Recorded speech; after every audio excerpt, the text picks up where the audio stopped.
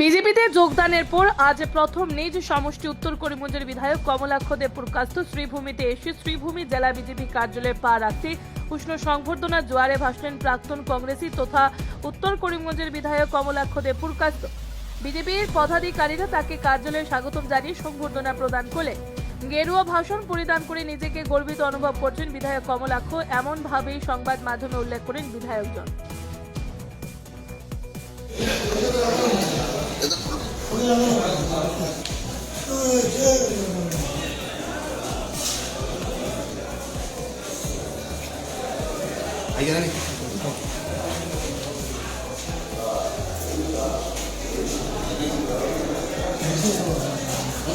भारत माता की बीजेपी जिंदाबाद बीजेपी जिंदाबाद कमलनाथ मुकेश जिंदाबाद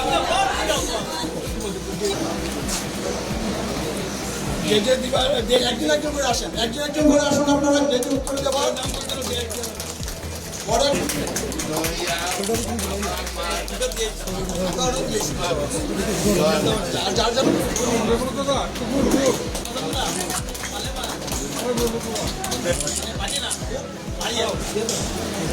দান যদিও অফিসিয়ালি 5 তারিখ করেছে, কিন্তু এর আগে থেকেই বিজেপির মাননীয় মুখ্যমন্ত্রীকে সমর্থন করি, মুখ্যমন্ত্রীর আদর্শকে সমর্থন করি, ওনার ডেভেলপমেন্টকে সমর্থন করি। তাই ব্যাপার হচ্ছে গিয়ে এর আগেও আমি অনেক ক্যাম্পেনিং করছি, অফিসিয়ালি হয়তো বা আমি 5 তারিখ জয়েন করেছি। সবচেয়ে বড় ব্যাপার হচ্ছে গিয়ে যে দলে থাকলে নিজের সভ্যতা সংস্কৃতি, নিজের জাতি, নিজের কথাগুলো আমরা বলতে পারি না, সেই দলে থাকার কোনো অর্থ নেই। আজকে কংগ্রেসে থাকাকালীন অবস্থায় আমরা দেখেছি যে রাম মন্দিরের প্রাণ প্রতিষ্ঠা যখন হয়েছিল, যে কংগ্রেসের নেতারা বলছেন যে সেই রাম মন্দিরে না যাওয়ার জন্য। এই যদি মানসিকতা হয়, যদি এখানে বলা হয়েছে যে গেরুয়া ভূষণ পরেছি, আমি গেরুয়া ভূষণ পরেছি এবং সেই গেরুয়া রং আমাদের সভ্যতা সংস্কৃতির প্রতীক। সেই গেরুয়া রং শিবাজি পরেছেন, স্বামী বিবেকানন্দ পরেছেন, শ্যামবাজি পরেছেন, বাবা লোকনাথ পরেছেন সেই গেরুয়া রং। অর্থাৎ সেই গেরুয়া রং আমাদের সনাতনী সভ্যতা সংস্কৃতির প্রতীক। তাই গেরুয়া রং, ভারতীয় সভ্যতা সংস্কৃতি, রাম মন্দির, সেই জিনিসগুলি নিয়ে যদি কংগ্রেসের আপত্তি থাকে, তাহলে আমি মনে করি যে কংগ্রেস হিন্দু মানুষের কাছে আর কংগ্রেস করার কোনো অর্থ নেই। যারা কংগ্রেস করে হিন্দু মানুষ, আমি মনে করি সেই হিন্দু মানুষ হিন্দুর হয়ে তো আর কথা বলতে পারছে না। ওরা কি জন্য করছে, ওরা কি জন্য দল করছে, যে বিশেষ সম্প্রদায় অর্থাৎ মুসলমানের হয়ে, মিয়ার হয়ে ওনারা কথাবার্তা বলবেন। তাই আমাদের কোনো অন্য জাতি বা কেউর প্রতি আমাদের কোনো হিংসা নেই। কিন্তু ব্যাপার হচ্ছে কি, আপনারা দেখতে পারবেন যারা ভারতবর্ষ থাকে, ভারতবর্ষ ওদের দেহ, কিন্তু আত্মা ওদের পাকিস্তানে, আত্মা ওদের ইরানে, আত্মা ওদের গাজাতে, আত্মা ওদের ফিলিস্তানে, ভারতের পার্লামেন্টে ওরা ফিলিস্তান জিন্দাবাদ বলে। এই মানুষ যারা আছে, এবং যারা ভারতীয়, অর্থাৎ ভারতীয় মুসলমান যারা, ওরা কিন্তু বিজেপি করে। বিশেষ করে আপনারা দেখতে পারবেন এপিজে আব্দুল কালাম, রস খান, ব্রিগেডিয়ার উসমান, ওদের প্রতি আমাদের শ্রদ্ধা আছে। কিন্তু ভারতবর্ষে থেকে ভারতবর্ষকে একদম শেষ করার যে একটা মানসিকতা, আজকে লাভ জিহাদ বলুন, আজকে ল্যান্ড জিহাদ বলুন, আজকে ভারতবর্ষ থেকে পাকিস্তানের কথা চিন্তা করা, আজকে বন্দে মাতরম না বলা, আজকে ভারত মাতাকে জয় না বলা, যে এই যে মানসিকতা, সেই মানসিকতা চেঞ্জ করতে হবে।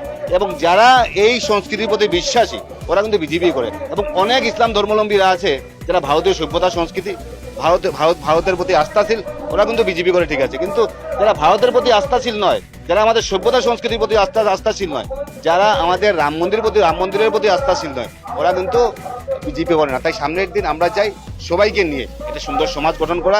এবং আজকে আমার পাড়াতে আমাকে সম্বর্ধনা দেওয়া হচ্ছে, সেটা আমার জন্য একটা প্রিভিলেজ, আমার জন্য গর্বের বিষয়। সামনের দিন যাতে এই অঞ্চল এবং আমাদের সভ্যতা সংস্কৃতি যাতে বিকাশ হয়, সেটাই কামনা করছি। কমলাক্ষ কি সবাই জানে, এবং আমার সকাল থেকে বিকাল পর্যন্ত একটা ইচ্ছা, ইলেকশন খেলাটা আমার কাছে বড় কথা নয়, মানুষের পাশে থাকা এবং বরাকের মানুষের পাশে আজকে তখন আমি কম বিগেইনি। আমি করিমগঞ্জ স্কুলে যখন জিএস ছিলাম, তখনও বরাকগুলির মানুষের, এই অঞ্চলের মানুষের আমি কুয়ার ব্যাংক হিসাবে থাকতে চাই না। কুয়ার ব্যাংক হিসাবে কাঠিগড়া, শিলচর, করিমগঞ্জ, সেটাতে হাইলাকান্দি, সেটাতে আবার লোকাল আর ভূমিপুত্র আমি অর্থ বুঝতে পারলাম না। বরাকগুলির সব আমরা ভূমিপুত্র, বরাকগুলির সবই আমরা এই অঞ্চলের লোকেল।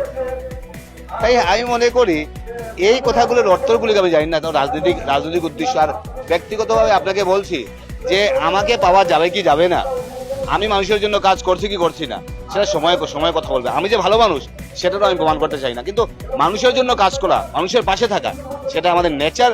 এবং বিজেপিতে থাকা মানে কি মানুষের পাশে থাকা, বিজেপিতে থাকা মানে কি একদম সাধারণ থেকে সাধারণ মানুষের ঘরে যাওয়া। এবং সেই শিক্ষা আমাদের মাননীয় প্রধানমন্ত্রী নরেন্দ্র মোদীজি শিখিয়েছেন, সেই শিক্ষা আমাদের মুখ্যমন্ত্রী শিখিয়েছেন। সামনের দিন মানুষের পাশে থেকে যাতে এই অঞ্চলের অভূতপূর্ণ ডেভেলপমেন্ট হয় সেটাই কামনা করছি। আমার অবাধ বিচরণ আছে এবং সব বোনেরা আমাকে ভাই হিসেবে দেখে, অনেক মারা আমাকে সন্তান হিসেবে দেখে।